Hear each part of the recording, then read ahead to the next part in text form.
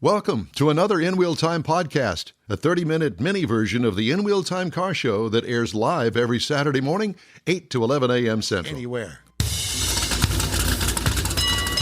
Streamed and downloaded to your bedroom, bathroom, and automobile around the globe. It's the In Wheel Time Car Talk Show. Just ahead, we talked to Divya Sangam from Lending Tree about projected increases in your car insurance. It's coming if you haven't had it already. Plus, we'll get you caught up on the stories making automotive news headlines this week. Howdy along with Mike out of this world, Mars, King Conrad DeLong. We always need more Jeff Zekin. I'm Don Armstrong. Thanks so much for joining us on this Saturday. And joining us now, I don't know where she is. Where are you located physically in the country, Divya? I'm in New Jersey. New Jersey. All right. Well, Yes. you've been experiencing some weather issues up there, and I think you got more coming, don't you? Yeah, it's been back-to-back storms. Yep. We haven't seen any snow yet, but it's definitely been a lot of rain and sleet, and it's just a mess. Yeah. Well, we're about to get Welcome to New Jersey. That's it. We're about to experience some cold weather here, so I'm wearing my plaided. What do you call this? Lumberjack. Thing? Lumberjack. Yeah. Yeah. That's it. What is it? A flannel shirt? It is a flannel, just to get my body ready. Okay. Well, anyway, you don't want to hear about all that, and we want to talk to you about auto insurance increases for 2024. Yes. Apparently, it's a thing that actually began last year, if I'm not mistaken. Yeah. And what are increases looking like across the board, pretty much? So our study basically looks at how much insurance companies are going to raise rates because, hey, we all know the rate hikes are coming. And for a lot of us, we may not have done anything differently from 2023 to 2024, but our rates are going to go up. And the reason why is that your insurance company is raising rates across the board for every driver. And I'm talking all 50 states are seeing rate hikes. And the average rate hike that insurance companies are going to get this year is about 12.6%. Yikes.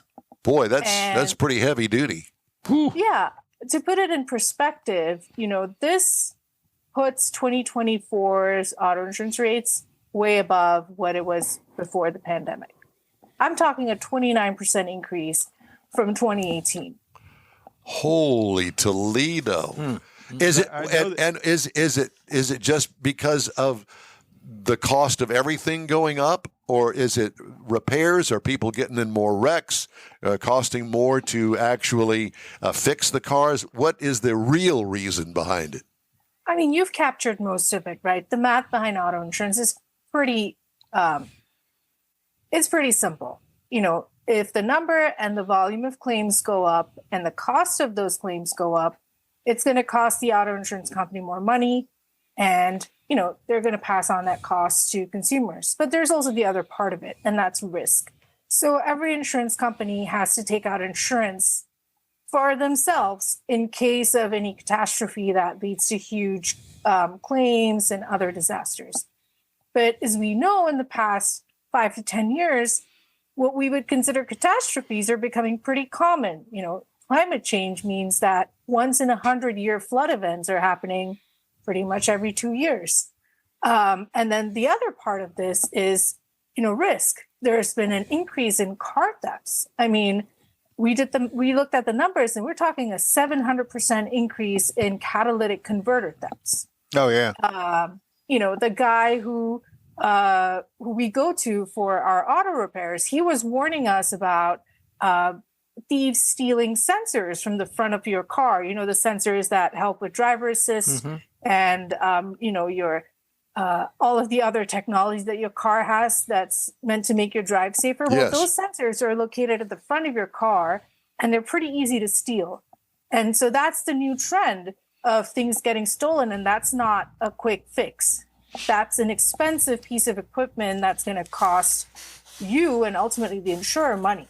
So all of this is adding up, and it's driving up the cost of insurance for every single American. And yeah, it's kind of unfair because it is a difficult year. It's been a difficult few years. Inflation has been doing a number on us, and it seems like car insurance inflation is here to stay. Well, last year, my insurance went up considerably, and I called them about it. And they said the state of Texas Insurance Board had approved a rate increase across the board due to inflation. Yeah. And so mine went up like 45% just because the rates went up because of inflation. Inflation didn't go up 45%. Well, but the insurance board let them go up that far, and of course, every insurance company is took going up to take every bit they can. That's the way it affected my numbers for my cars. You know, you say that the reason rates are going up because their costs are going up, but why did we not get any rate flattening or decrease when their costs went down during the pandemic? Because nobody was driving. Accident rates were way lower. The miles driven were, 1/10 of what they were, but, never saw the benefit back to the consumer of them making a higher net profit during that time period. I would like to correct you there because there was a rate decrease during the pandemic. It wasn't a lot. It wasn't like 12%, but it was 2%. So they did decrease rates. And, when we were all stuck at home during lockdowns, insurance companies were giving out rebates and refunds prompted by various state governments, but also, because they felt like they wanted to pay it back or pay it forward. And so we did experience some pandemic era discounts. In fact, auto insurance rates have been fairly flat since 2019. They dipped in 2020. And the increases were just like 1%, 0.5%, until we hit 2023 when the rate increase went up to 11.3%. And then 2024, the anticipated 12.6%. Now, mind you, this is just how much insurance companies are raising rates. Real rate hikes will be a lot higher because every single driver is different, right? And I think the Census Bureau just published some data which said that rates have gone up 19%. So it is a very frustrating situation all around. So, Divya, let me ask you a question about the parts, theft of parts, catalytic converters. Yeah. Now you're talking about the sensors on the front. In my mind, isn't it true that since the insurance companies have started trying to get and use used parts on for repairs to kind of cut down on cost, aren't they kind of driving that? I mean, if they didn't allow places to buy them and use them, then there wouldn't be necessarily such a big market, in my mind.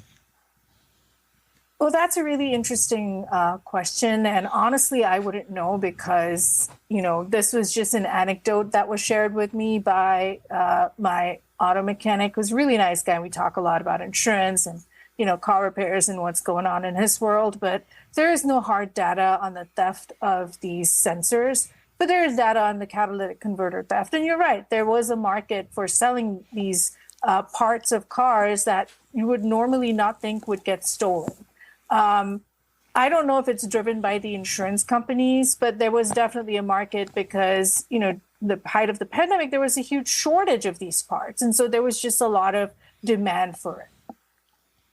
Well, I can only imagine I would assume that it would be cheaper to go to a wrecking yard, buy a used catalytic converter. Mm-hmm. Of course, you're rolling the dice. You really don't know. How good is it? Yeah.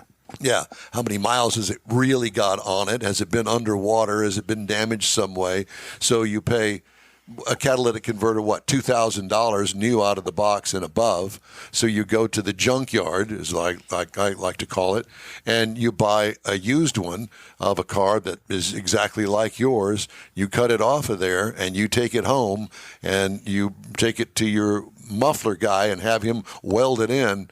It's a roll of the dice whether or not the thing is any good. Right. But then you take over like where I live. We don't have the smog inspections like you have here in Houston.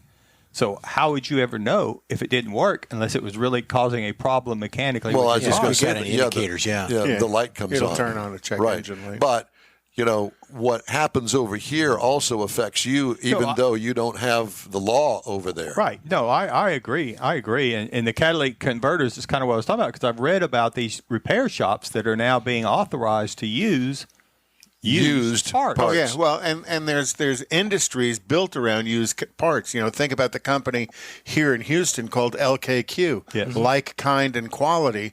And ultimately, what they're doing is they're going out and they're buying auction salvage cars and stripping out the parts they can and selling those component parts out of the salvage cars. That's just only one aspect of their business, though. They do body panels and things of that nature. Yeah. They do the whole car. And but again, it's interesting that you bring that up, because there was a time, this is a couple of years ago, that I was looking for a used part.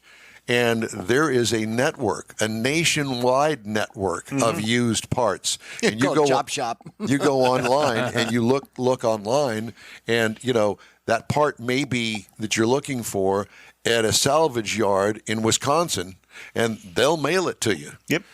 And so it's not just the local junkyard. I used to go to H.B. Bailey's junkyard down there off of Telephone Road back decades and decades ago to buy used parts for that old truck that I had. And they had several of those trucks, and so I just stripped them off whatever I needed, and paid him pennies on the dollar for the stuff. So what Divya was talking about these ADAS, the automatic driver assist system components that are really just mounted below the front bumper, behind the front fascia. I mean, all somebody has to do is duck down underneath, and some of those components are snapped in. Yeah, you Almost just like changing a light bulb. Yeah, and there's a connector right there as well, so you can disconnect that and take it. And that component used would probably sell for $400 or $500. New would be well over $1,000. What I don't understand is with the car that has a computer in it, and you turn the car on, and it knows all of those sensors that are around it to be able. Why don't they have that connected to some sort of anti-theft device? At least blow the horn when somebody disconnects it. It probably wouldn't be difficult to do. They could hook it up to OnStar as well, and OnStar can see. I mean, this is the first I've heard of this being an issue, even though there's no hard data she's talking about, but it's not like the catalytic converters that they've been doing it for a while, so somebody may come up and do something like that once they realize there's a problem. Yeah. Or we just inform the public how to steal. Well, there's that. Well, let me put it this way. I think, you guys and, your audience are very informed about cars. You know how to go and shop around for parts. You probably know who to take it to fix it, or you can fix it yourself. But I speak for the part of the country that is very car illiterate, and I would consider myself more on the side of car illiterate than, very car aware. And if something like that happens to me, I wouldn't know that I can go shop around for a secondhand catalytic converter. I wouldn't know that there is an aftermarket for, secondhand car parts. So I would just take it to my repair guy and go file a police report, go to the insurance company, and they will take care of it, because all I'm paying out of my pocket is the deductible, right? So the insurance company is the one that's going to bear the rest of the cost. And as a consumer, I'm not thinking about how that's going to affect my rates in the future, but it is all adding up and it is affecting our rates. Yeah. Yes. Well, and I think in your insurance policy, most of them now have listed that the insurance carrier can use LKQ parts, and they actually use that phraseology as LKQ, allowing them to use the used parts system to repair your vehicle. Most of the time, I think I'd rather have a nice straight body panel that was originally manufactured for the car assembler than go and have a Chinese knockoff, because it fits. Right. Where the Chinese knockoff doesn't usually fit. No. There's So I would rather have adjustments necessary. Yeah, exactly. And I just wanted to bring up another point, because you were talking about, how there's an aftermarket for used car parts, but that tends to be more common with internal combustion engine cars, not so much with electric cars. Electric cars are still fairly new, so it's really hard for you to find used parts. And electric cars are just a lot more expensive to insure. They're 23% more expensive to insure in 2024. And it's a controversial topic, but all three Tesla models that are currently popular in the market are the three most expensive EVs to insure. Oh, wow. I didn't realize that. That's good information. I did not know that. Where do we talk to Buzz next time? Yeah. Are we even talking to Buzz anymore? I don't know. I don't know either. Yeah, we're working on that. No. So the additional expense for the Teslas Is that because of all the technology and what it costs to fix the computer screens and everything? 100%. It's because of the technology, and they run on batteries. And I've been reading a lot of stories and hearing anecdotes about how when a car gets into a crash, an EV, and the battery cover gets scratched or the battery gets slightly dinged, has to be replaced. It's too expensive to repair that insurance companies are just totaling these vehicles because they don't see there's any value in repairing or replacing a battery that might set them back 10, 15 grand. No, at least 10 or 15 grand. Some of these battery packs are well north of $20,000. But I also think there's a liability concern someplace down the road. If something happens and somebody finds out, well, you left a battery in there that's cracked, a housing's cracked or something like that, then there's the liability issue. And then when the manufacturer says in their documentation that any damage to the battery requires replacement, which Tesla does, that forces the insurance carrier to replace that battery as well at whatever their cost is to replace the battery. Yikes. And you cannot take your Tesla to your guy down the road. They need to be fixed by authorized Tesla-approved repair shops. So that, increases the cost. Mm-hmm. But then there's also the other aspect, right? A lot of insurers are seeing Tesla drivers as slightly more risky. We did another report, and I can send this to you. It's a fun one, which looks at the car makes, car brands whose drivers get into the most accidents, and no surprises, Tesla was number one. Oh my God. You think some of that's driven by their automated driving systems or just... Personally, I think it is, because I've driven in I was a passenger in a friend's Tesla, and I got this feeling that she was so trusting of the self-driving and the technology built into the car that she wasn't really checking her blind spots and turning.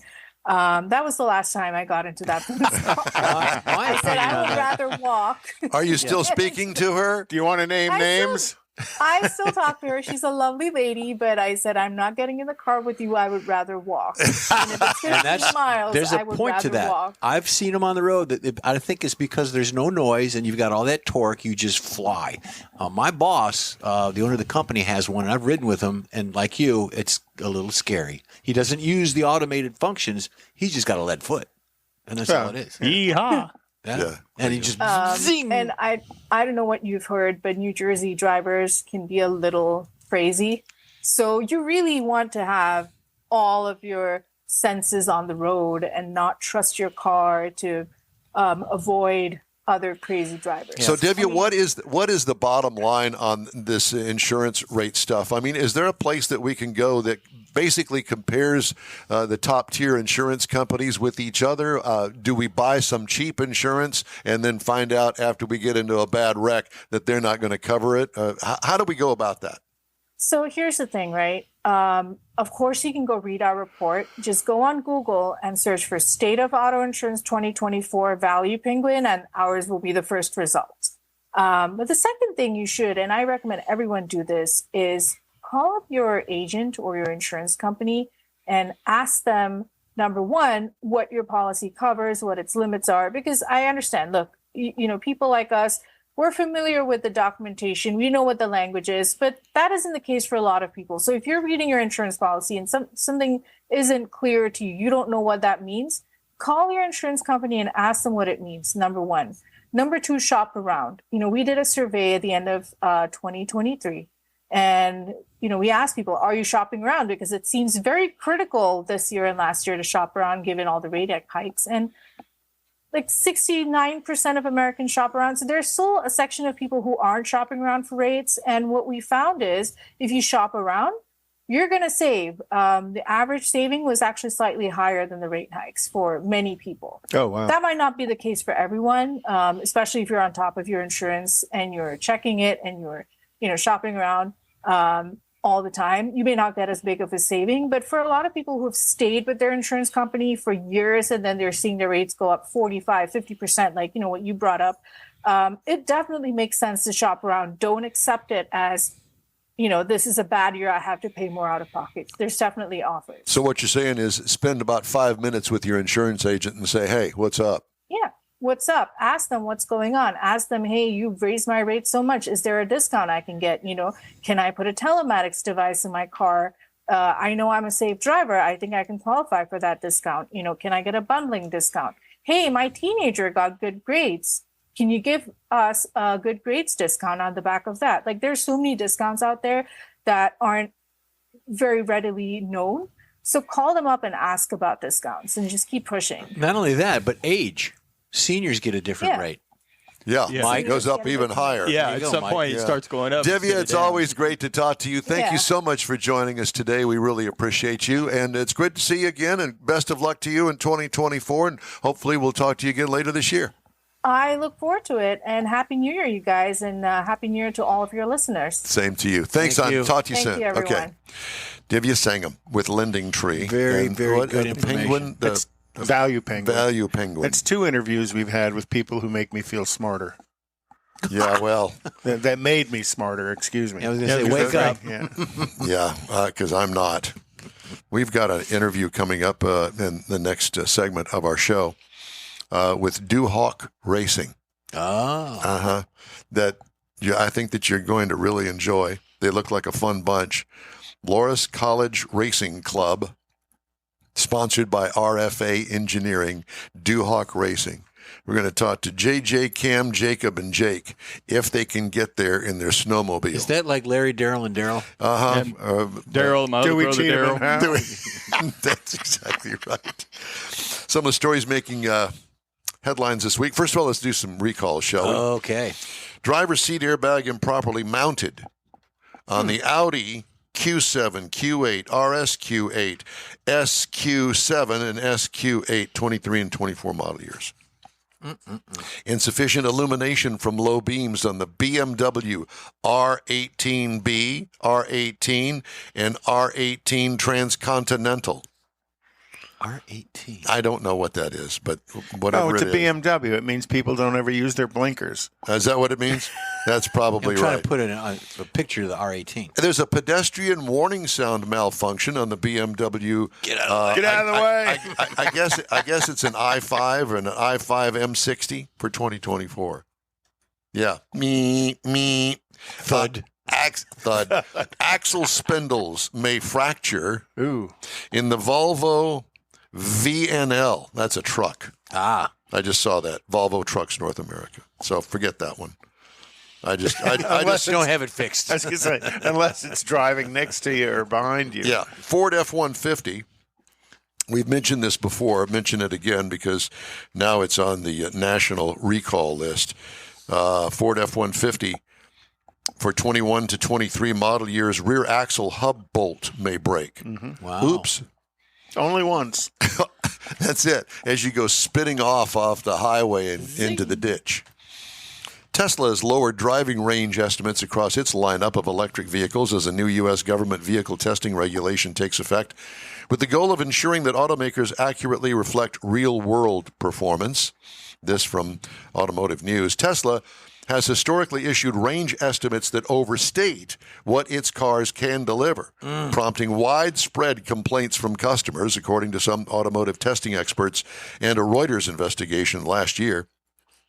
Reuters reported in July that the automaker about a decade ago rigged the algorithm that controls in-dash range estimates in Tesla vehicles to give rosy projections of how far owners can drive before needing to recharge. Sounds like a scandal. Story also found the automaker created a secret team in 2022 to suppress thousands of driving range complaints and cancel owners' range-related service appointments.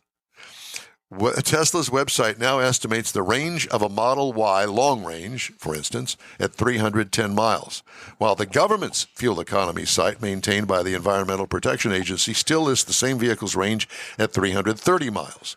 For the performance variant of the Model Y, a small crossover from 303 miles to 285 miles, the Reuters review showed. And then Elon buys Twitter and suppresses the news even further.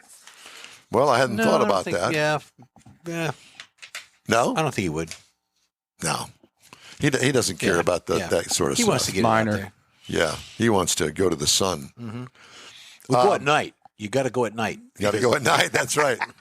Fisker. Thank you, AOC. You know, Fisker is trying to be a high-end automobile manufacturer. Well, they are with the price. Fisker is abandoning its plans to deliver vehicles directly to its customers and will transition to franchise dealerships starting this year.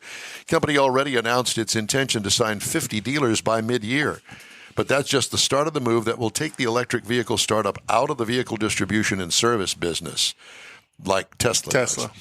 Fisker said he will attend the National Automobile Dealers Association convention next month and personally make the pitch to dealers to sell the Ocean crossover. He said that franchise dealers will also get future products currently under development, including a small $30,000 EV called the Pear and the Alaska, an electric midsize pickup truck. So is it Bonnie? His Bonnie lies over the ocean? His body lies over the ocean. Well, Fisker was one of the first solar vehicles back in the day when they had all The panels on the roof. panels yeah. on the roof. Yeah. And went out of business. Mm-hmm. And finally, new vehicle inventory in the U.S. rose by more than 200,000 in December and started January half again as large as it was a year earlier, the highest in 3 years, according to Cox Automotive. Cox said vehicle inventory stood at 2.7 million in its latest estimate, representing a 71-day supply, which is a lot, and up from its estimated 2.5 million a month earlier. Cox said new vehicle inventories had recovered a year earlier in about 1.8 million as the industry slowly regained production from 2021's component shortages. And part of the reason I read after that story was published by Automotive News, that the problem now is coming up where people aren't buying new cars because they can't afford them because they have raised the prices of these new cars tremendously. And that's why I was talking to Mars there a minute ago about the price of that vehicle that he was reviewing. And it starts at 29. Go try to find one that's actually at 29, the entry level. You're not. Well, it's the cost of the car, the price of the car, the cost of insurance that we just learned from Divya, as well as the cost of financing. Because you're looking at a lot of car financing now is pushing 10%. 6.5 to 9 right now. I was at a meeting that was held at the Ford dealership down there in 59 and talking to the dealer principal, Patrick Saxton. He said that monthly payments are in the $1,500 range on an F-150. Wow. Well, you're talking and that's $70,000 to $90,000 truck. $100,000 truck, yeah. So. Yeah. And then plus insurance. You got to buy insurance. Fuel, or you plug it into the wall, or you go to the gas station and fill it up. You're looking at 7-8 years financing. But the high inventory level, 71 days, is going to push manufacturers to more incentives. Yes, it will. But that always happens, that balance of inventory levels and incentives.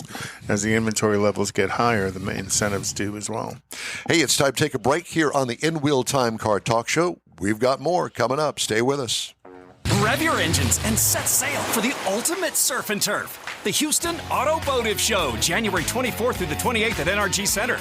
One ticket gets you into both the auto show and the boat show. See your favorite car and boat brands under one roof. Learn about the latest electric vehicles and test drive one with Evolve Houston. Board your dream boat and check out the bass fishing demos. It's the Houston Automotive Show, January 24th through the 28th. Buy early and save at automotiveshow.com. You own a car you love. Well, why not let Gulf Coast Auto Shield protect it? Houstonian John Gray invites you to his state-of-the-art facility to introduce you to his specialist team of auto enthusiasts. We promise you'll be impressed. Whether you're looking to massage your original paint to a like-new appearance, apply a ceramic coating, install a paint protection film, nano-ceramic window tint, or new windshield protection called ExoShield, Gulf Coast Auto Shield is where Houston's car people go. Curbed your wheels? Instead of buying new, why not have them repaired? How about a professionally installed radar detector? Gulf Coast Auto Shield does that too. Get a peek inside the shop and look at the services offered by getting online and heading to gcautoshield.com. Better yet, stop by their facility at 11275 South Sam Houston Tollway, just south of the Southwest Freeway, and get a personal tour. Gulf Coast Auto Shield is your place to go for all things exterior. Call them today, 832-930-5655 or gcautoshield.com. The original group of Loopy Tortilla restaurants will have you telling your family and friends just what the original recipes mean when it comes to the best fajitas in Southeast Texas. Founder Stan Holt invites you to visit the original Loopy Tortilla near I-10 and Highway 6. Here's the original house that inspired the design of all the rest and the original charm that helped make Loopy Tortilla the go-to destination for Houston Tex-Mex. Speaking of original, nothing can compete with the original lime pepper marinade that everyone will agree makes Loopy Tortilla award-winning beef fajitas the best anywhere. Loopy Tortilla Katy is another location that gives you the same quality and service Houstonians have come to expect at Loopy's.